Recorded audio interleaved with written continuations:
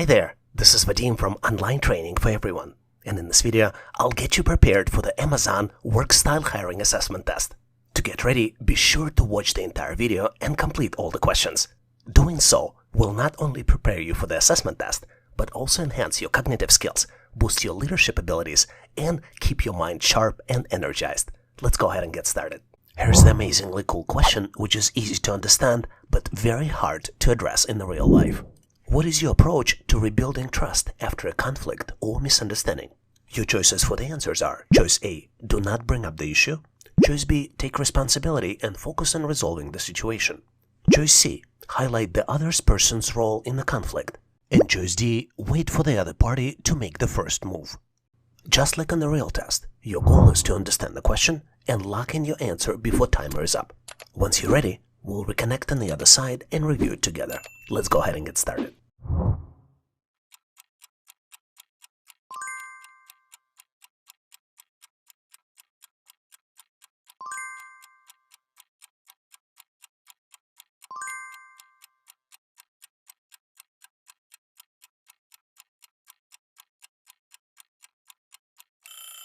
Time's up. Do you have your answer ready? I hope so, because the solution here is simple, but not obvious, and even harder to actually practice in real life. The key word in this question is rebuilding trust, and guiding principle to rebuild the trust is taking responsibility, addressing the issue openly, and committing to actions that restore confidence. So how are we going to select the right answer? Here are some considerations for you. The ideal response should demonstrate accountability, proactive effort, and open communication to repair relationships effectively. Let's look at the first and correct answer. Choice A, move on without addressing the issue. It seems very easy, right? But avoidance leaves unresolved tensions and erodes trust. You have to understand why it is so hard to practice rebuilding the trust. Always remember that taking responsibility is very hard because it requires admitting mistakes, which can feel uncomfortable and exposes us to criticism. It also demands vulnerability and effort, making avoidance an easier but less effective choice. Let's look at two other incorrect choices. Highlight the other person's role in the conflict. Well, without pointing the fingers, this is what majority of people do. It actually shifts the blame and worsens the relationship. Choice D, wait for the other party to make the first move, is also incorrect. This choice actually lacks initiative and actually delays rebuilding the trust. As you might have guessed, the correct answer here is choice B. Take responsibility and focus on resolving the situation actually does rebuild the trust. In this tricky question, you need to demonstrate your customer mindset. What motivates you to deliver excellent customer service even in challenging situations? Your choices for the answers are: Choice A, ensuring all tasks are completed quickly. Choice B, meeting company metrics and goals. Choice C, helping customers resolve their issues. And choice D, building trust and creating positive experiences for every customer. Just like on real test, your goal is to understand the question and lock in your answer before timer is up. Once you're ready, we will reconnect on the other side and review the answer together. Let's go ahead and get started.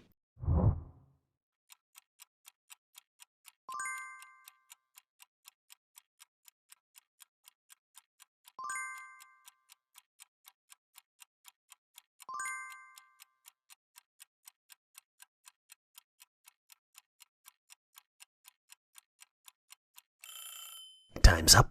Do you have your answer ready? I hope so, because the solution here is simple, but not obvious, and we would need to make sure we understand incorrect choices first. But even before that, let's define our guiding principle for customer service mindset. Here it is: focusing on customer satisfaction and fostering long-term loyalty. Based on this, we can eliminate three choices, and here's why. Choice A, ensuring all tasks are completed quickly, focuses on efficiency over customer experience. Choice B, meeting company metrics and goals, prioritizes company performance without addressing the customer's needs. As well as choice C, helping customers resolve their issues. A good start, but lacks the emphasis on trust and building a lasting connection. Which leaves us with one choice, as well as important consideration why we selected it. The best customer service professionals are driven by creating trust and turning challenging situations into opportunities to strengthen relationships. Based on this, correct answer should reflect commitment to customer satisfaction and long-term loyalty, which sets top performance apart. And as you might have guessed, the correct answer here is choice D, building trust and creating positive experiences for every customer. Are you ready for more? Try this question to see how you would do. How would you ensure positive experience for unhappy customers? You have 4 answer options to choose from. Choice A, offer a refund or replacement. Choice B, emphasize and provide a tailored solution. Choice C, listen and resolve quickly. And choice D, follow company policies. After you've selected your final answer, post it in comments and I'll share my feedback. Enjoy solving this cool problem. Very frequently on the test, companies look at your customer service skills. This is one of these types of questions. You work as a CSR and need to help troubleshoot internet connectivity. What is the best approach to troubleshoot slow internet speeds for a customer? You're presented with 4 choices and you need to select one. Choice A, ask the customer to restart their modem and transfer to technical support if issue persists. Choice B, ask the customer to restart their computer and transfer to technical support if issue persists. Choice C, ask the customer to check their internet connection and transfer to technical support if the issue persists. And last but not least, choice D, walk the customer through the thorough troubleshooting process, including resetting the modem and computer, checking cables and connections, and testing the internet speeds. Take a close look to see if you can come up with the answer. If you need to pause this video, feel free to do this to reread the answers and select the correct one. On my end, I'm moving forward to share with you my version of the answer. And obviously, if you have a better way to solve it or have a different important considerations, please make sure to bring them up in comments. I believe the correct answer here is choice D. To remind you, in choice D, you would need to walk the customer through a thorough troubleshooting process, including resetting the modem and computer, checking cables and connections, and testing the internet speeds. Only this approach shows your commitment to providing excellent customer service and may even resolve the issue without need for technical support transfer. One important thing to note, the original question is kind of convoluted and it uses the acronyms. Just to clarify for you, CSR stands for Customer Service Representative. And now let's look at the incorrect choices, choices A, B, and C, to see why they are incorrect. I think those options are incorrect because they only involved asking the customer to perform a single action and then transferring them to technical support. This approach may not resolve the issue and it may result in a customer having to wait longer for the resolution. Did you come up with the different answer? If you did, please make sure to post your answer, considerations, and thought process in comments. Here's an amazingly cool question we frequently see on the test. A patient who is visibly anxious about their appointment and the potential diagnosis they may receive arrives to a busy clinic. As a professional, how would you handle this situation to ensure effective communication and support the patient's emotional well-being? You're presented with 4 possible choices. Choice A, immediately reassure the patient that there's nothing to worry about. Choice B, listen attentively to the patient's concerns. Choice C, direct them to sit in the waiting area without discussing their concerns. And last but not least, choice D, offer them informational brochure about their symptoms and potential conditions. As you can see, the situation here is pretty challenging and responses are not obvious, but I have full confidence that you can solve this question. Steady your mind, trust in your abilities, and let your determination guide you through. We are in this together, and with combined strengths and focus, we will navigate through this question successfully and come out stronger on the other side, as I will explain the answer momentarily.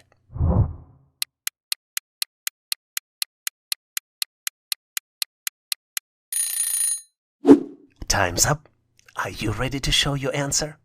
Even if you don't have the answer, remember this. Approach this question with the mindset that it is not just a test, but a chance for you to grow and learn.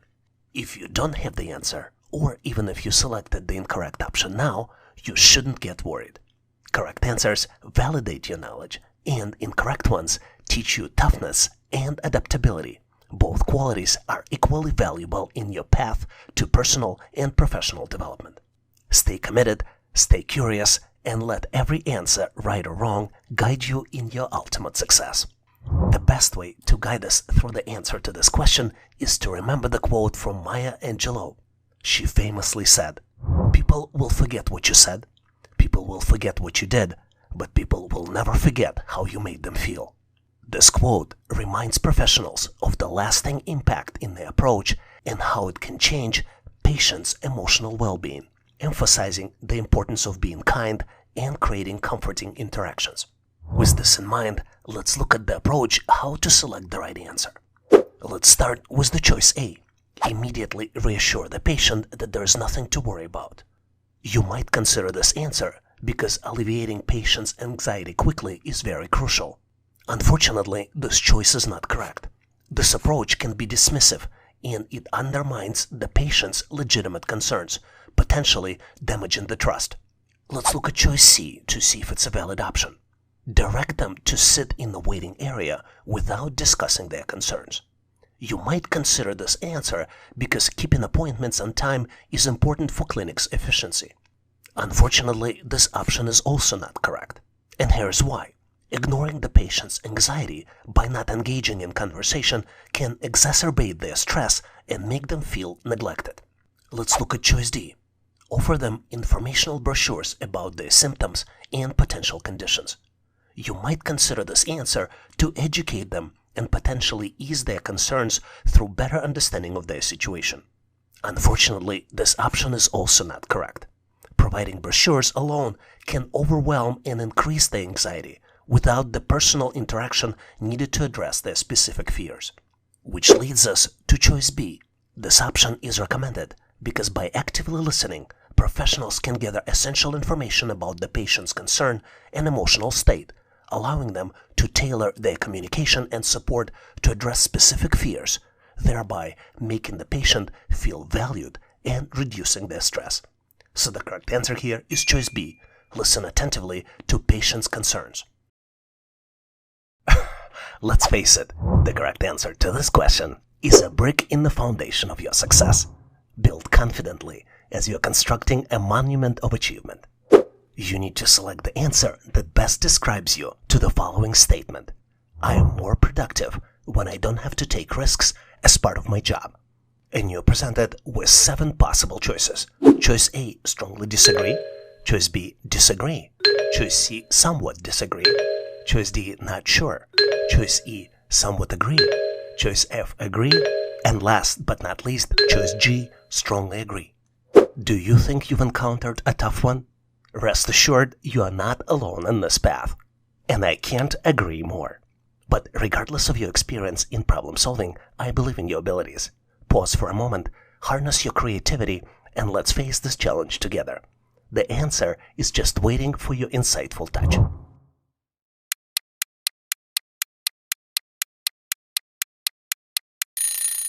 Are you prepared with your solution?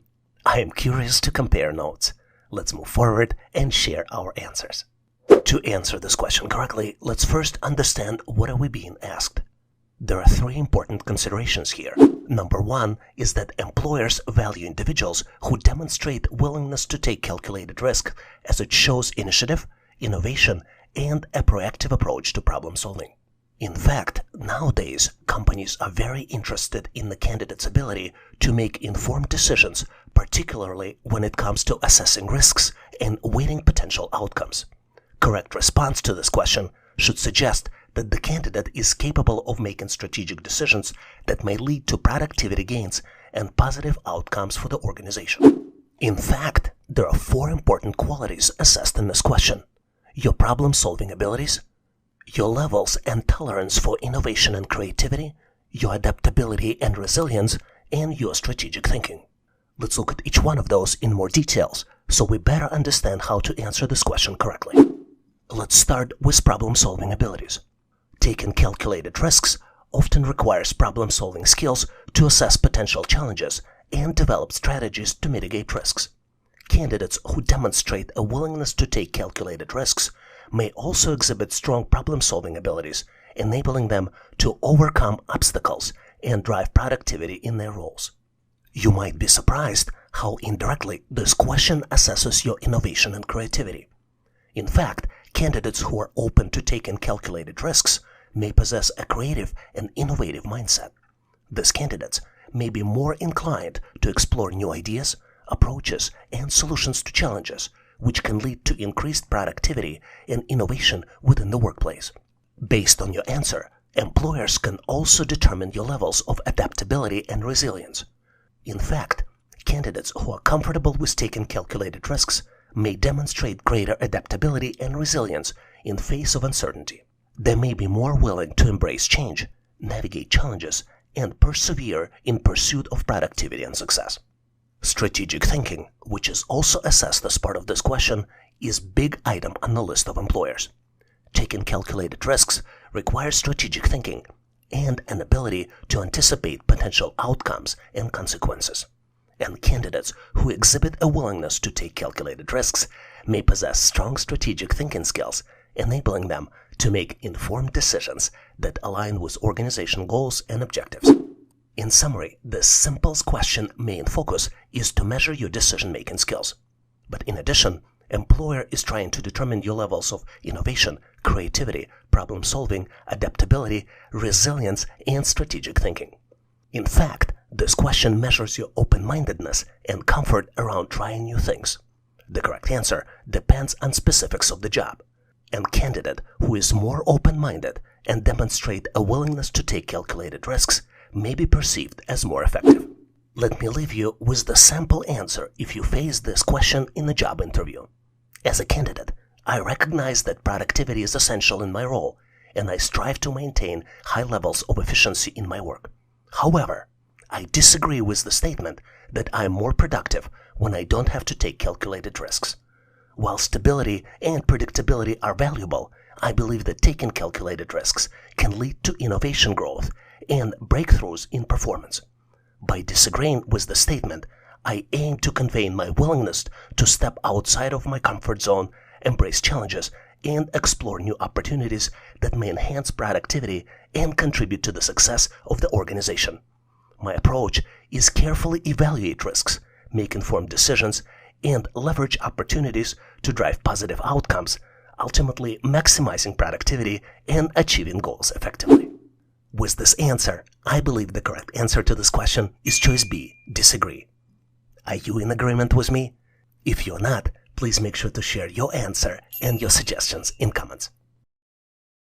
Let's look at the tricky question which does not have the obvious answer. You received a rude email which uses non-professional language from your coworker. What should you do? You're presented with multiple choices and you need to select all that apply in order. Choice A. Wait for 24 hours before responding. Choice B. Reply back with similar tone to show strength. Choice C. Read email carefully to ensure you understand the meaning of each sentence. Choice D. Delete the email to eliminate trace and avoid conflict. And last but not least, choice E. Forward email to HR and copy your manager. Take a close look to see if you can come up with the answer. Did you figure it out? I am moving forward to share with you my version of the solution, and obviously, if you have a better way to solve it, please make sure to post in comments. I believe this question tests your ability to control your emotions. When you're receiving unprofessional email, your anger buttons might be triggered, and you will get into emotionally elevated state. It is important to maintain professional posture, which would allow you to gain self-respect, as well as respect from colleagues, leadership team, and even the sender of the email. Once email is sent, it's impossible to unsend it, and this is the lesson you need to learn for yourself. Because of that, it is typically a good idea to wait before you respond, and use this time to learn more about the original message, try to understand sender's intentions, and also try to calm down yourself. Here are some steps on how you can respond to unprofessionally written email. You give another person benefit of the doubt. Reread the original message, analyze it to make sure there is no misunderstanding. Step number 2. Try to calm down by doing other activities and ideally waiting overnight. This way your emotions will no longer be elevated when you're sending the response. As a step 3, you can try to write multiple versions of the response without sending, compare them, and select the best response. And last but not least, in step 4, you need to try to stick to professional tone and language in your answer. Here are some of the essential traits assessed in this question. You can pinpoint self-control, patience, thoughtfulness, and giving others benefit of the doubt. Some of the red flags this question can also pinpoint is impulsiveness, which means acting without thinking, as well as using of unprofessional language. Based on this, the least recommended answers in order are choices B, D, and E. Choice B would be replying back with similar tone to show strength. In choice D, you would delete the email to eliminate the trace and avoid conflict. And last but not least, choice E, forwarding email to HR and copying your manager. Based on this, the recommended answers in order would be choices C and A. Responding to rude email in professional way helps you practice patience, enhance your customer service skills, and try to gain self-respect as well as respect from others.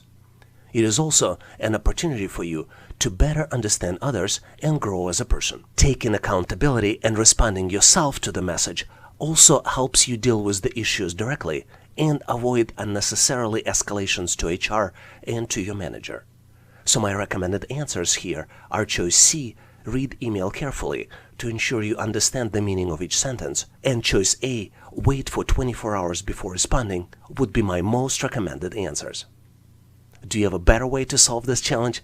Please make sure to post your answers and rationale in comments. To better understand the company and improve your chances to get hired, it's important to understand Amazon's 16 leadership principles that guide companies' culture and decision-making process. These principles reflect Amazon's values and leadership philosophy, shaping the company's culture and the behavior of all employees. 16 Amazon leadership principles have been designed to shape the behavior and mindset of Amazon employees. Number 1 principle is customer obsession.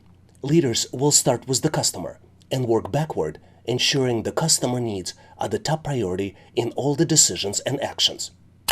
Number 2 principle is ownership. Leaders act on behalf of the entire company, making ownership of both successes and failures.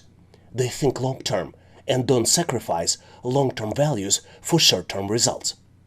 Number 3 principle is invent and simplify. Leaders seek out new and innovative solutions, striving to simplify complex processes and eliminate unnecessary complexity. Number 4 principle is I write a lot. Leaders have strong judgment and good instincts, making a wise decision even in the face of ambiguity.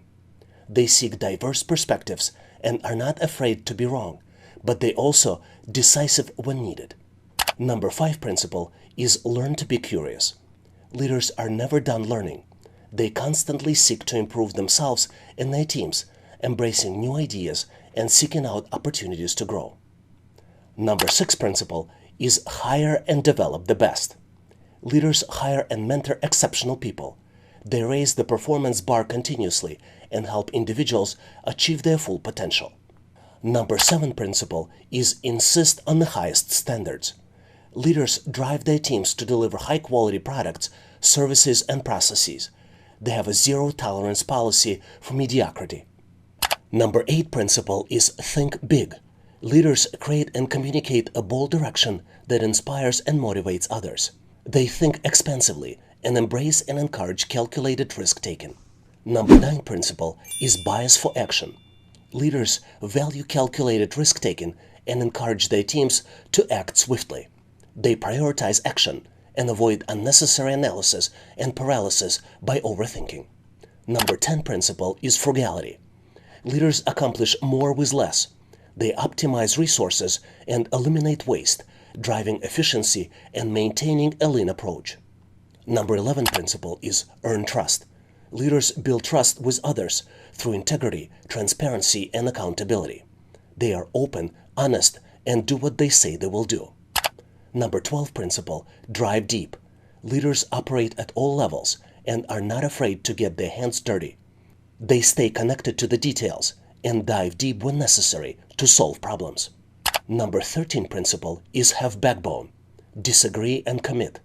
Leaders respectively challenge decisions when they disagree, even when doing so is uncomfortable or may slow down the process.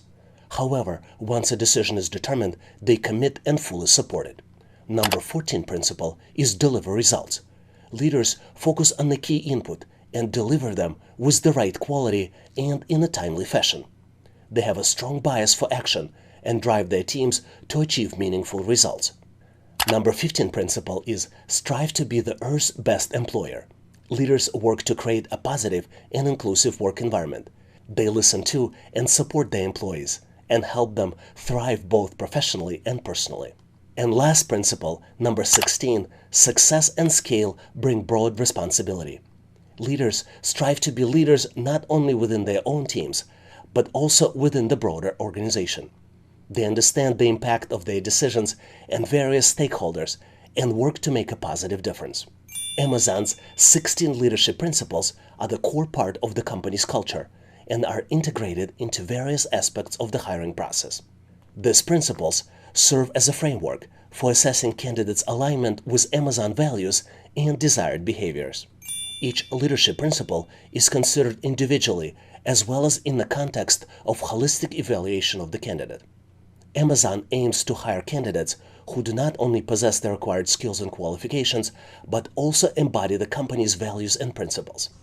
When getting ready for Amazon's job interview and assessment test, make sure to keep this in mind. Familiarize yourself with these principles and reference them during your job interview to increase your chances of being hired. And now let's continue to get you ready for the assessment test. Are you ready for more? Try this question to see how you would do. After realizing you made a mistake that hurt someone's trust, what is your next step? Choice A. Ignore it and hope they will forget about it. Choice B. Take ownership of the mistake and outline steps to improve. Choice C. Defend your actions to avoid looking weak. And choice D. Internally shift blame in your mind to justify why other person is incorrect. After you've selected your final answer, post it in comments and I'll share my feedback. Enjoy solving this cool problem. Thanks for watching. I really appreciate you for helping us to become one of the largest YouTube channels to help people become smarter, increase your IQ, and to pass any test. If the content of this video was helpful, please make sure to click the like button to help YouTube algorithm promote this video and help other people to find it faster. Giving us a like is also a way for you to tell us that you need more content like this, and when you tell us, we will deliver it for you in the future. For links to free and premium resources, please check the description and comments of this video. You can also go directly to our website, howtoanalyzedata.net, to download the materials related to this topic. I really appreciate your endorsement, support, and patronage of this channel. And thank you for considering to become a member and considering to subscribe. Please leave feedback, suggestions, or corrections in comments. And all the best on your journey.